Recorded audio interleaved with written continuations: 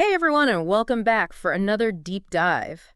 Today we're going to be tackling Nick Maggiulli's Just Keep Buying. You want to get a handle on building wealth, right?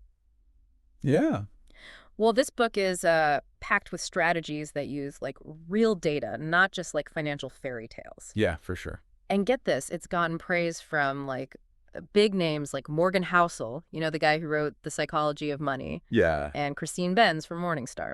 So that tells you we're dealing with some serious financial wisdom here. Oh, absolutely.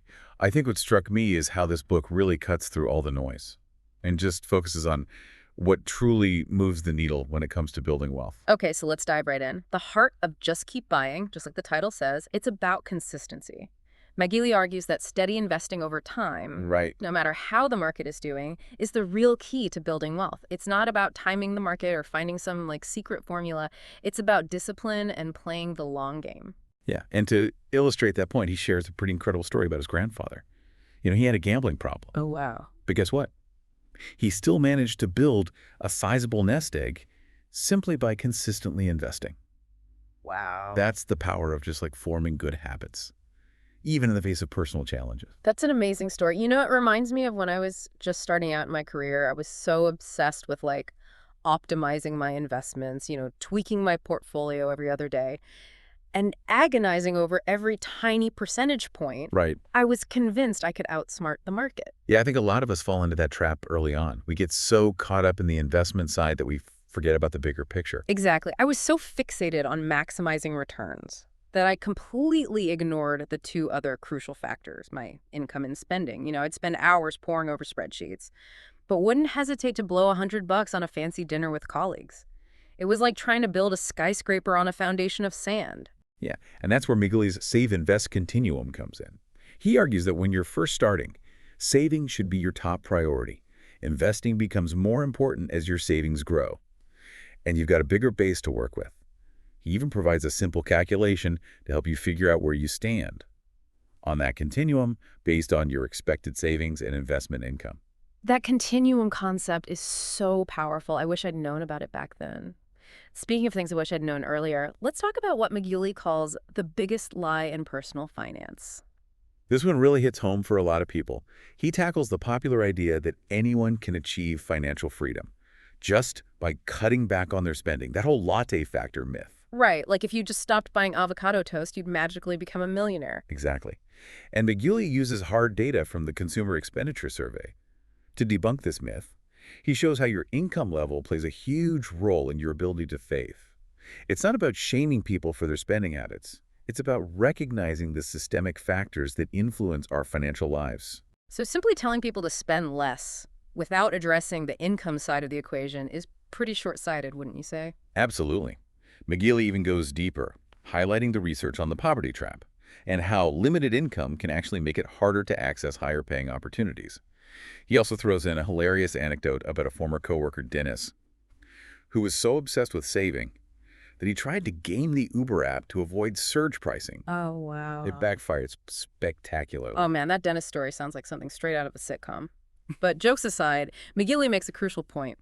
While being mindful of your spending is important, focusing solely on cutting back, without considering the income side, can lead to frustration and, in some cases, even financial setbacks. It's about finding that balance. Right. And speaking of finding balance, Maggiulli offers a clever strategy for dealing with those inevitable splurges.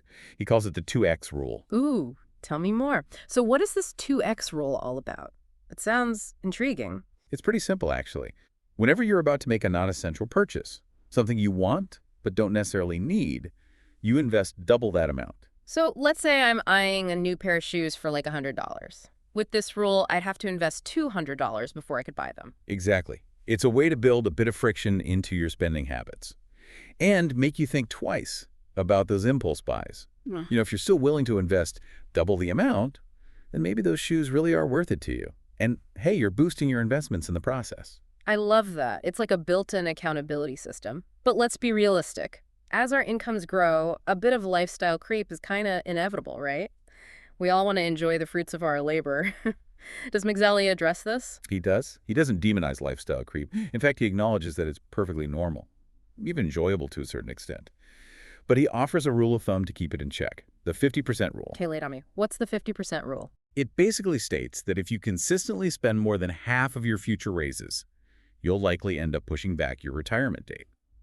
He even gives a clear example of how much of a raise you need to save, based on your current savings rate, to stay on track with your retirement goals. That's super practical. It's a tangible way to manage lifestyle creep without feeling like you're constantly depriving yourself. Mhm. And it reminds me of another point Maggiulli makes.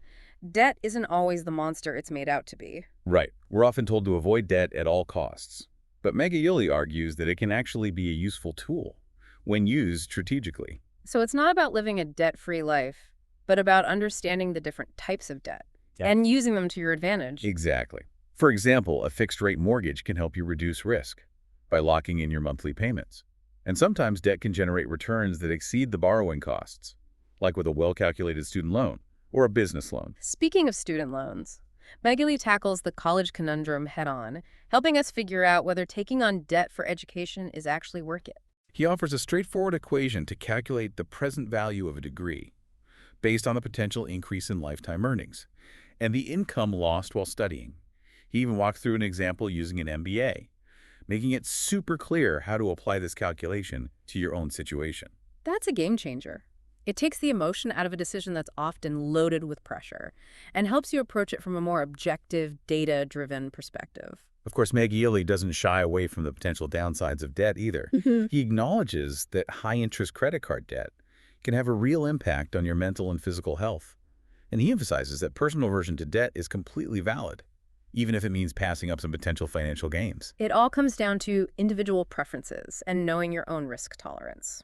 Now let's move on to a topic that's often emotionally charged and a source of endless debate: renting versus buying a home. Yes, the age-old question.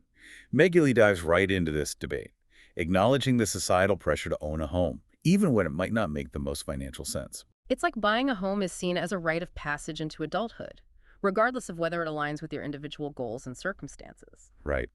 Maggiulli even shares an anecdote about his grandparents, who bought their home back in the 70s. Turns out if they'd invested that same amount in the S&P 500 instead, they would have ended up with significantly more wealth. That's a powerful illustration of opportunity cost. It makes you think about the potential trade-offs involved in buying a home versus investing that money elsewhere. Exactly. He also highlights the emotional differences between owning a home and investing in the stock market. Owning a home provides that sense of stability and security, while stock market investments can feel more unpredictable and emotionally charged. I totally get that. There's something comforting about knowing you have a place to call your own. But as always, Maggiulli brings us back to the numbers, reminding us that the rent versus buy decision shouldn't be based on emotions alone. We need to crunch the numbers and consider factors like our time horizon, investment goals, and risk tolerance. Speaking of time horizons, Maggiulli offers some valuable insights on how your investment strategy should evolve based on how long you plan to invest. He recommends keeping your savings in cash for short-term goals, anything under 3 years, despite the fact that inflation might eat away at your purchasing power. So if you're saving for a down payment on a house or a big vacation in the next couple years, cash is king. Exactly. But for longer-term goals, anything over 3 years, he suggests bonds as a better option because they offer some protection against inflation. He even provides some clear examples with specific dollar amounts and timeframes to show how inflation can affect your savings goals over time. That's super helpful. It gives you a concrete framework for making informed decisions based on your specific time horizon. Now let's talk about the big one, retirement. Maggiulli introduces the famous 4% rule as a way to figure out how much you can safely withdraw from your portfolio each year in retirement without running out of money. He explains how to calculate your total retirement savings needs based on your annual excess spending. That's the amount you plan to spend beyond your expected income from Social Security, pensions, or any other sources. So if I want to spend $50,000 per year in retirement and expect to receive $20,000 from Social Security, my annual excess spending would be $30,000. Exactly. And based on the 4% rule, you'd need $750,000 in retirement savings to safely withdraw $30,000 per year. But Maggiulli doesn't just present the 4% rule as a gospel truth, right? Right. He acknowledges the criticisms of the rule, especially given the current low bond yields. But he also presents counter-arguments, like the fact that spending often decreases in retirement, which could potentially offset those lower yields. It's all about understanding the nuances and adjusting the rule based on your individual circumstances. This is where having a solid financial plan and working with a qualified financial advisor can make all the difference. They can help you navigate those complexities and make sure you're on the right track. Maggiulli also introduces an alternative to the 4% rule, the crossover point. This is when your monthly investment income surpasses your monthly expenses. Essentially, you're living off your investments. He provides a clear equation for calculating the crossover assets needed to reach this point. It takes into account your monthly expenses and estimated monthly investment returns. So if my monthly expenses are $5,000 and my investments are generating a 5% annual return, I'd need $1.2 million in crossover assets to cover my expenses. Exactly. But here's what sets Maggiulli apart. He emphasizes that retirement planning isn't just about hitting a magic number. It's about considering the non-financial aspects of retirement too. Your purpose, social connections, and overall well-being. He even shares a cautionary tale about Terrence, a fire nomad who, despite achieving financial independence and retiring early, found the nomadic lifestyle isolating and unfulfilling. It's a good reminder that early retirement isn't like a one-size-fits-all solution. It's about designing a life that's fulfilling on multiple levels. But before we get too caught up in the retirement dream, let's go back to the basics. Why invest at all? What's the point of all this? Well, Maggiulli lays out like 3 compelling reasons. First, you're saving for your future self. It's like giving a gift to the person you'll become down the road. I like that analogy. It makes saving feel less like a chore and more like an act of self-care. Exactly. The second reason is to protect your wealth against inflation. That sneaky thief that erodes the value of your money over time. Think about it. A dollar today won't buy you as much in 10 years, let alone 20 or 30. Investing helps you stay ahead of the inflation curve. Right. And the third reason is to replace your human capital, the value of your skills, Yeah. knowledge, and time, with financial capital. As we age, our earning potential naturally declines. Right. Investing allows us to build a nest egg that can generate income, even when we're no longer working. It's like building a financial safety net for the future.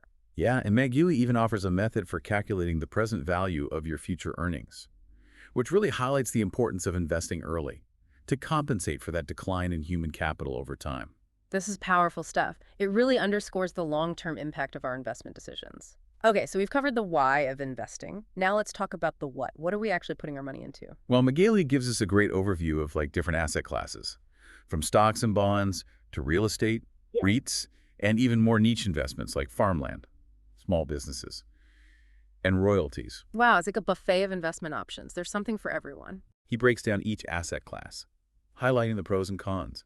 For example, stocks have historically delivered higher returns, but come with more volatility, while bonds provide stability, but typically lower returns. REITs offer exposure to real estate without the hassles of direct property ownership, but they can be less liquid. And then there's farmland, which has shown a low correlation with traditional assets like stocks and bonds, making it a potential diversification tool. Exactly, and let's not forget about the entrepreneurial side of investing, owning a piece of a small business, or even generating income through royalties. It's amazing how many different ways there are to build wealth. But before we get too excited about all these possibilities, Maggiulli offers a word of caution about individual stock picking. Yeah, he uses a captivating anecdote about his friend Darren, who got swept up in the GameStop frenzy and lost a big chunk of his investment. It's a reminder that even if you have some short-term success picking stocks, it's tough to distinguish skill from luck in the market. It's easy to get caught up in the hype and think you've cracked the code.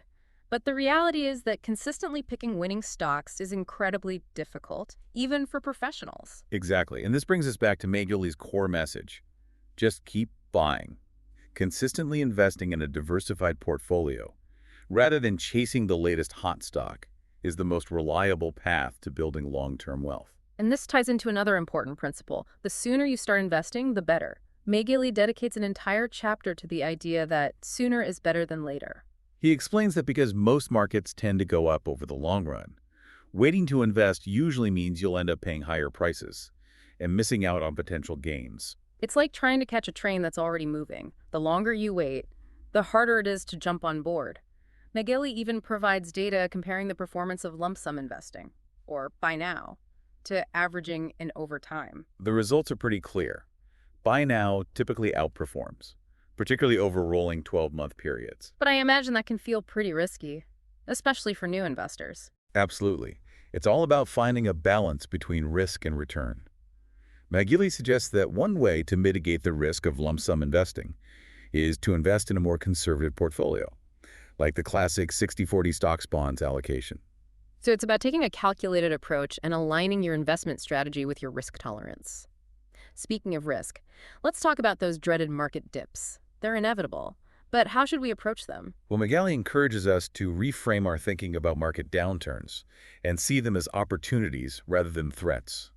He explains that when the market drops, you can buy more shares at a lower price, which can boost your returns when the market eventually recovers. So it's about having the courage to buy when everyone else is selling. It's easier said than done, of course.